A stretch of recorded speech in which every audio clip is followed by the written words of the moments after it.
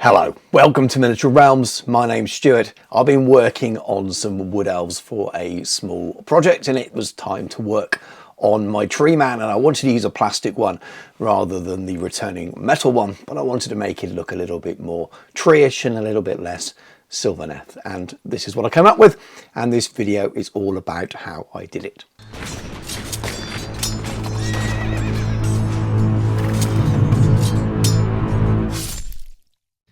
Miniature Realms is proudly sponsored by Counter-Attack Bases. They stock a wide range of counters, gaming aids and movement trays for multiple game systems and offer custom items to suit your club or even your podcast or YouTube channel. Check out the link in the video description. Before we get down into the roots of this, if you'd like to know my thoughts on the Wood Elf Realms Arcane Journal games, which are very kindly sent me one ahead of time, so I'll pop a little link to that video in there now. A few weeks before, I did a Dryad tutorial on some of those techniques you'll be seeing here, and then about 6 months ago I also painted a Glade Guard, so there are a few other videos if you're looking for Wood Elf content on this channel. And I really like the overall theme and aesthetics of the old world wood elves. We've got all those 8th edition plastics in the inventory and things, and some really beautiful returning metals with the old Treeman and even some Dryad pictured in some instances. But I wanted to use a plastic Treeman if I could, and I do like the Sylvaneth range, and we have to remember that the Sylvaneth Treeman and even the Dryads were out in 6th edition I think, but definitely the Sylvaneth Treeman was a 7th or 8th edition release, but they do look quite Sylvanethy now, and I wanted to tone back the look and make it fit in more with the old world aesthetic. I wanted to make it look a little bit more tree-ish and kind of tone down on some of the little extras. So I decided to do a minor kit bash on my Treeman, so that's where we start this video. And that kit bash is incredibly simple. I'm just going to leave a few little bits off the build and then dip into the old Citadel wood for some of that lovely leaf texture that so many people leave off their trees, and apply it to the top and make him look a bit more tree-ish. But first I had to spend absolutely hours putting this kit together, trying to find elusive numbers. But eventually I found the one I wanted, but I'm not going to lie, I didn't enjoy building this kit. It's very well engineered, there's hardly any mold lines, but it was hard to find the pieces constantly. It took me a really long time. But we slowly got there, and to my relief, he fitted on a 50 by 75mm base. There's two base size options for the Treeman. In Old World, you can have a 50mm square or the 50 by 75. So it's obviously designed there so you can use these plastic Treemen if you wanted. Decided to leave some of the little bits off, so I'm building the classic Treeman build out of this, not the Dirthu build or the ancient build, even though I'll be using them as an ancient sometimes. The sword just looks a little bit too fantastical. I wanted to go a little bit more low fantasy towards the older style of the wood elves. I cut some of the grasses off, and then I was making a decision about the hand here. The single hand, like he's casting a spell, is cool. The staff looks really cool without pose, but again, just a little bit too fantasy AOS-y for me, even though this is made in 8th. I do appreciate that. So I did go with the single hand in the end. But after far longer than I thought with this build, we got there. So essentially I've trimmed off the loincloth grasses that hang down a little bit low, and I'm not adding the thing that's shooting out of his hand. I thought that this sort of trims him down a bit, and I've picked the most leafy build, but adding more of these leaves now, and it's just a matter of playing around with them and sticking them over branches and cutting them and trimming them so they fit. And I like the idea of those kind of layers of windswept leaves on the top, so maybe he could stand still enough and you'd think he was a tree, though it didn't take very long at all actually, and I knew it would be a quick and easy kit bash, but in the end I think it toned down the overall look of him, made it look a little bit more tree-ish. I think the movement's there quite well, and I quite like it. I'm quite pleased with it, and it'll be a nice little centerpiece for a little project that I'm working on. As with so many of my paint jobs, I've got a black prime, and then I'm spending some time underpainting with a zenithal prime with the airbrush. I do appreciate not everyone has an airbrush, and you can achieve something similar with 2 rattle cans, but it's never quite as subtle. So I'm going to talk you through what I'm doing, and if you don't have an airbrush, I'd recommend going in the middle somewhere, maybe a grey or a black and then dry brushing, or grey and then dry brushing. But my first pass is nearly always a light dusting. So you're turning it into a grey, but with black tones in all the recesses. Because when you've got so many undercuts like this, you can't go pure zenithal, because it'll just be pure black underneath, and it won't take the glazes that I'm going to be using to build up those base layers and those textures of paint and building the volume, really. So I'm just giving this nice, neat light dusting. And after that first pass, I go back and I'm focusing much more on more traditional zenithal. So from the top down, again, as I said in many videos before, zenithal really means from a particular light source. We cheat that a lot because we're turning the miniature around. We're not viewing it from one single position. Many competition pieces, they will pick a light source and stick to it, and it works for that because it's designed to be looked at from a single position. But this obviously is a gaming piece. It's going on the table. So I'm turning him around a little bit as well and playing with the realities of where that light would be coming from. It's also nice to give it a little bit of boost sometimes, even if it doesn't naturally go where the light would. Now here in some places, focusing around the edges where the one branch is shadowing another absolutely makes sense, but in other places at the top of the tree, I'm just giving it a little lighter patch in some areas because I know that will build texture and volume and interest later on. But I always find it's best to just slowly build your layers up, especially on a miniature like this when I'm deliberately doing a lot of work with the underpainting and pre-lighting here. Some miniatures, the zenithal becomes a bit of a posh prime, really, and you end up putting quite a lot of colour over it. It doesn't matter quite as much. Here I'm really going to use this underneath those thin glazes. And now a second extremely familiar stage to a lot of my regular viewers and subscribers and patrons who follow the channel. I move on to some dry brushing, and I'm using the new style dry brushes. I don't actually have any of the expensive ones anymore. These are from Amazon, but the circular kind you find. And I'm using a dry palette, and I'm using a slightly moistened bristles, mostly circular motions, but not always on a miniature like this because it's got so many detailed parts you can break them off. But I'm really trying to catch that detail, but very subtly and lightly, because I don't want to break any parts off, and I don't want any streaking on there either. The reason I'm doing this is because it will really accentuate and boost those glazes and really help the areas where you would may traditionally need to do an edge highlight, and sometimes you don't need to when you do this, or at least the edge highlight's already marked out for you. You just need to go back and reinforce it. Many people will see this and think slap chop, and that's exactly what slap chop is doing. It's providing an underpainting method, and I just think it's a much stronger way of doing it if you can do it over a zenithal rather than just doing it over a black or a grey. But again, it really depends on what tools you have, whether you're able to airbrush at home. But I'd really recommend getting an airbrush, even if it is only a cheap one, for doing zenithal priming, because once you get the hang of it for that, it can really save you a lot of time at the back end of your painting by doing this up front.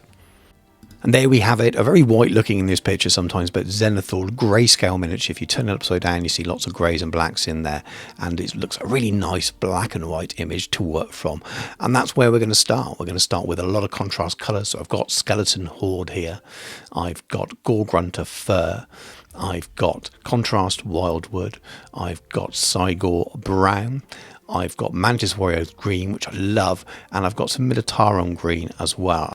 I find it important to thin them for the process that I'm going to be doing here. Lots of wet blending on the miniature. I don't thin the contrast skeleton horde though. It's low enough in pigment and a little bit less in some of the others. The Cygor brown definitely needed a bit more. I'm starting here with the lightest colour and working out, your eye is going to be drawn to the centre around that face, and this is just skeleton horde. And because you're going over this nice zenithal primed miniature, it's running into those recesses, and you really want to make sure it doesn't pull too much on the flat surfaces. Just tints it slightly, and we're just going to slowly build up in layers now and start mixing in the other colours and wet blend them together so you get these really nice smooth transitions. And as you get a bit more confident with it and working out how it's going on the miniature, you can start to have some fun to it, and it's a really nice relaxing process. I find stick some music on and get creative.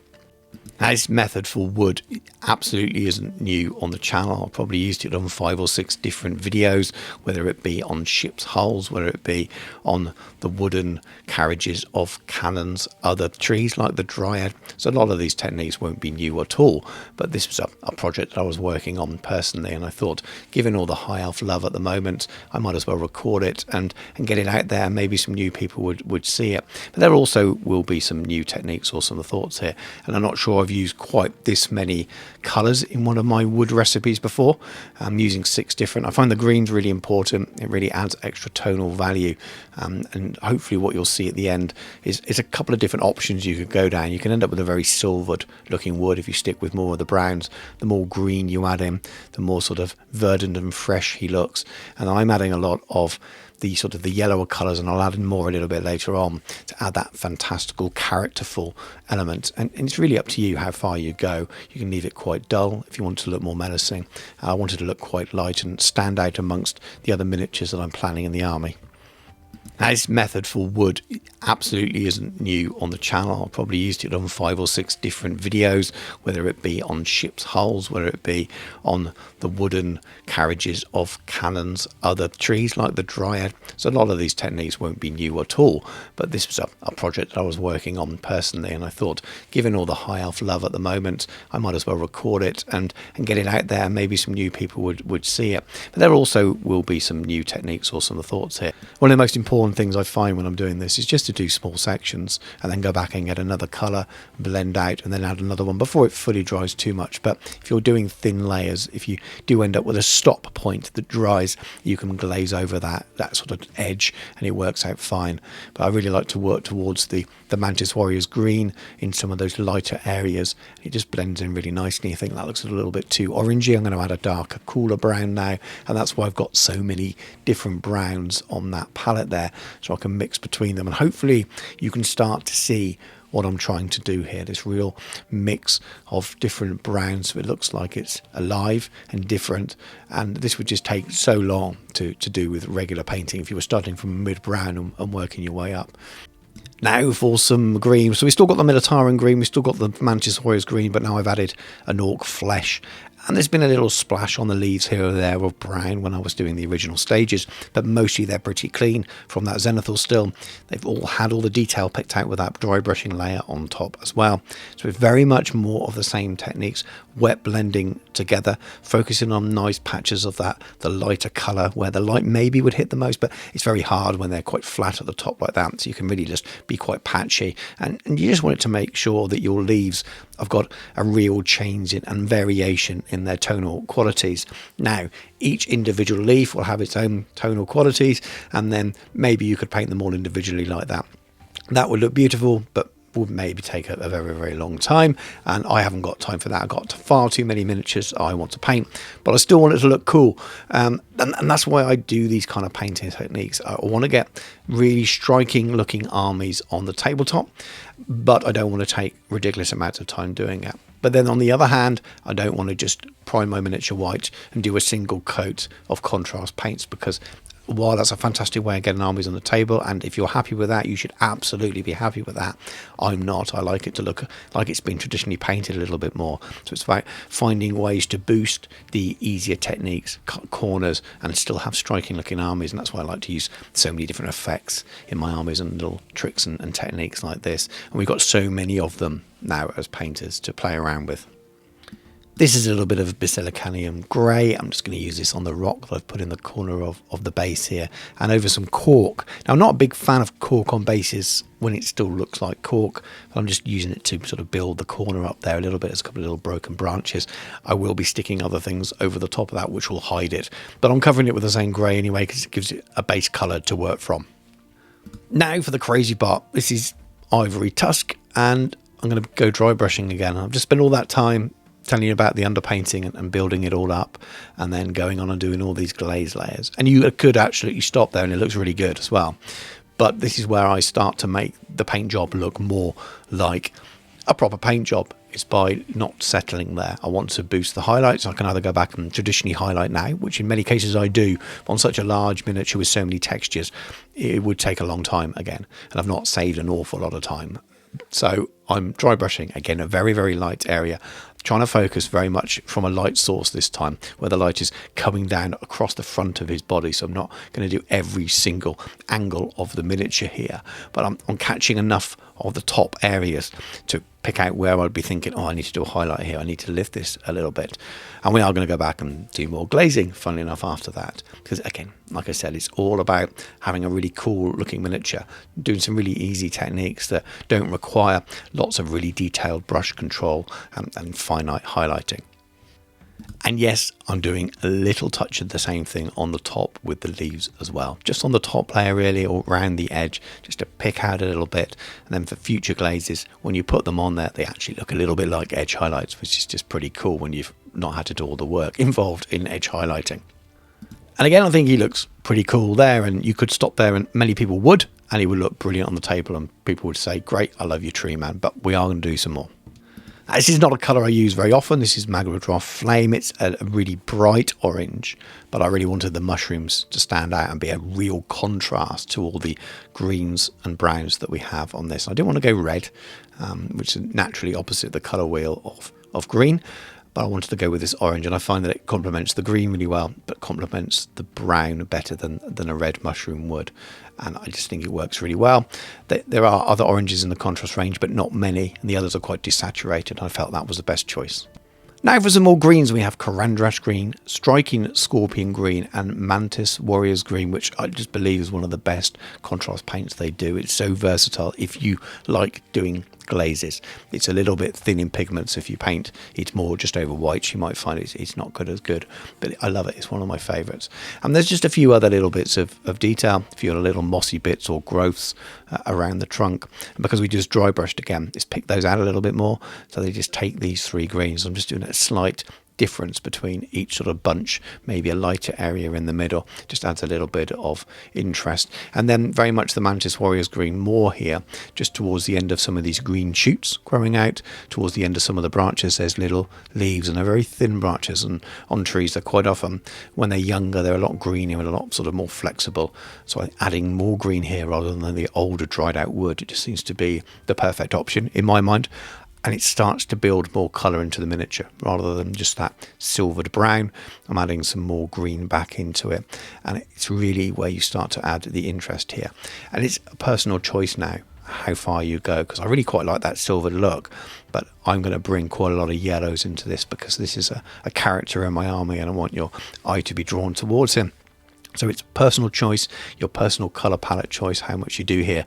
But probably the next stages of this video will demonstrate how you can use the glazes on this miniature to add colour over the top of all that extra layer of dry brushing. How far you go if you are following along at home is totally up to you.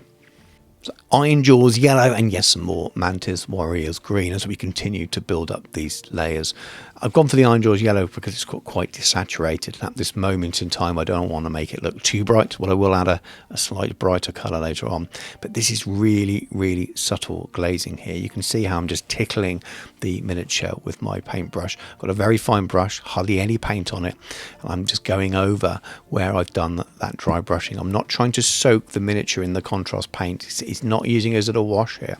I'm almost dry brushing it over with the side of my brush, or over brushing really. And it's just taking away those rough edges where the dry brushing is and toning it down, but brightening at the same time. Same colours again, but this time I'm adding in Skeleton Horde. I'm going to be using it over the rest of the miniature now. This is my sort of little trio of colours which I'll be going over in patches over the miniature, toning back that dry brushing, because occasionally you can see that it's dry brushing depending on how light you've gone. I'm okay at dry brushing, I'm not bad at it. There are people out there who are really skillful that dry brush so well you just can't tell that it's been dry brushing, but occasionally you can still see what I've done there with a few marks. But you can hide so much of that with this stage, and I knew I was going to be doing this, so I'm going back, focusing on that yellow in the centre there. I really want to draw the eye towards the centre of the miniature, the face, the hands and things. But then as I move out to the darker areas, I'll add in more greens, a little bit more of that contrast Skeleton Horde, and again just going back over and glazing and blending away those colours. I find this part really enjoyable. I know we're coming towards the end, but it's also a part of checking myself sometimes, making sure I'm not adding too much colour. I can always go back and do a little bit more dry brushing and change things, especially when you're doing such thin layers. You can't really mess your miniature up too much, but you still want to be a little bit careful. So you can play around too much sometimes and add a little bit back. And some of you will be watching this thinking, oh, I don't like that yellower colour on there. I prefer it when it looked a little bit darker before. Again, personal choice here. You could use different colours, but I just wanted to really lift that and get the life of it. That's why I've got the green in all of the recesses around the joints as if they're more sappy. It's the story I was telling with my paintbrush, or in my head anyway. Two thin coats, Trooper White and Orange Flare. and I'm not going to be dry brushing with them, so I'm cracking out the regular hairy brush, and I'm not glazing contrast, and I'm not dry brushing. So I'm just adding a very subtle highlight to the edge of those mushrooms. You've got really nice natural highlight built in there because of the dry brushing over the zenithal anyway. So when I put that contrast on the orange, it looks pretty good, but I'm just kind of tidying it up and reinforcing it a little bit by adding a thin edge highlight just in that orange, and that's all I do. And then using the white, I'm just dotting in the eyes, so we've got something to work with as an underpaint in a moment. I'm just lightening some area on the face. I thought that after my glazes on the face, it maybe dulled it a little bit too much. So I'm actually adding some very thinned white paint to painting in a highlight, and I will glaze that back ever so slightly, but it just again adds a little bit more detail to the face, draws your eye in there. There's a little bit more care taken just on the face area. Now back to that Mantis Warriors green and a little bit of the Baboon yellow, and that's that slightly brighter yellow that I hinted at. And I felt that it was worth the risk of trying it just on the face in a couple of areas just to lift it and give it something a little bit different. And again, I thought it worked quite well. It's a personal thing, but it really added that little bit of extra warmth and life around the important areas where your eye was going to be drawn. And just like when we were playing around with the top of the leaves before, you can see how I'm using a very small brush and using the tiniest bits of paint. That's why I'm being naughty and I've got the paints open in the pot, so just to show you what I'm doing, but it's hardly any paint going on the end of the bristles. I'm just tickling it on, and it is layering, it is adding filters, it's pure glazing here. And it just shows what you can do with contrast paints. They are ready-made glazes in a pot in many cases. Other times you might need to thin them ever so slightly to get them to work that way, but they are just absolutely brilliant for that. And you can make such a difference just adding little bits of colour here or there, playing around with the tonal qualities and changing it. Now, I was very tempted to go with a red or an orange here, but I'm going with Thalasar blue for the eyes. It gave him maybe a good look rather than more sinister. I don't know if that's right, but it really stands out. And Thalasar blue is brilliant. It runs into the recesses, but just hates to be on the flat surfaces. So for little dots in your eyes like that, it really makes your eyes stand out. Little white dot afterwards, and you're done. And he's got this area in the hand where the green shoot was supposed to shoot out, which I didn't put on. So I've decided to make this look like the emergence of a spell or something. So I've glazed that in, and I've started to glaze some of the blue out over the rest of the hand as well. And again, that just really helps. Looks like a sort of a cheating object source lighting. The old technical paint, the Waystone blue here, is quite a glossy effect. I'm just putting that in the eye afterwards and adding a little bit onto the hand in the center as well. You could use a little bit of gloss as well if you wanted, but I found that it gave a little bit of filter at the same time and made it look like a magical effect. And again, not spending ages doing loads of object source lighting here. It's very much working with all that underpainted dry brushing and all that light color there, so the thin enough glazes over the top does that kind of job for you. And it makes him look like he's got blue eyes, and there's the blue magic coming from his hand. And then we're on to the basing stages, and this is an AK dark earth effect, which I'm pasting onto the bottom of the miniatures. Recently done a basing tutorial. I talk about using these kind of techniques. I nearly always use basing textures like this, and I use enamels and oils and pigments and things, and all the things that you'll see me using in the next few shots. I'm not going to go over them in detail here, because you can go and watch that video if you'd like to know. We all do our own basing for our armies, so me telling you how I do my basing may be of interest to some, but it won't be to all, so it won't be in every video. But once all that's dry, I'm using some AK wood enamel, which I'm thinning 50-50 here, and I'm using that on the base. But the reason I'm talking about this a little bit more now is because I'm going to use it on the miniature as well. Now, it's an enamel wash, so you don't want to go too heavy with it. Ready mixed oil washes are great as well, or oil washes if you mix them yourself. They just run into the recesses. The thinner the spirits evaporates away, and you end up with this nice kind of matte finish most of the time that actually looks like weathering and dirt, which is perfect on a base like this, but is also perfect when I start adding it to his feet and legs, and then certain patches on his body as well, because after all, he's a big tree, or she's a big tree, and is going to look pretty muddy and earthy. And this is those pigments going on that I was talking about. I brush them in dry into the detail on the base, blow off the excess. I don't use a fixer on them on my bases. And I know that surprises some people. It changes the way they look and they stay on if you brush them into the detail, not the flat surfaces. Also, the AK stuff is really quite greasy, more like a concealer makeup rather than a flour, so to speak. And when I mean flour, I mean baking flour. And that means, again, it sticks in there. It's while it's still dry, it is sticking into that detail and doesn't want to come off. So it's fine, it works. And before we know, we're on to those real finishing touches. So I'm adding a few leaves, any tufts that I want to add. I think I add a little bit of a flower on this one in the deeps of the forest, and then painting my base rooms black, which I always do. And we are done. And I'm pretty happy with the way he's come out. But let's have a look at some proper pictures. It's going to look pretty cool in the center of a little project force that I'm working on, of something that I will reveal on the channel in a few weeks, maybe a month or so time. Nothing for right now. I've got lots of other things to bring to you on the channel, which are very exciting, especially around Warhammer the Old World. But I'll be really interested to know what you think.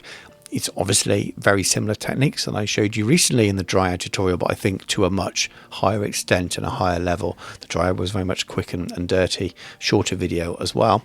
And this shows you how much you can do by going back and doing more dry brushing and all those filters using sort of subtle glazing and adding colour.